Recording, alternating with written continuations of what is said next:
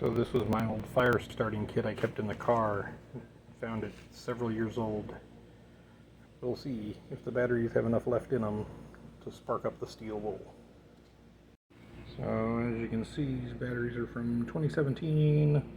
So let's see, will a 4-year-old battery spark it up?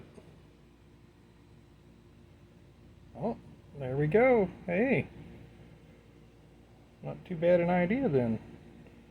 I thought for sure that these batteries would be dead by now. See if this other guy's got anything in them.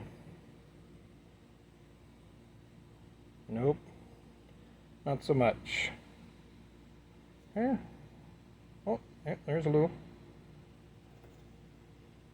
If I can get them separated enough.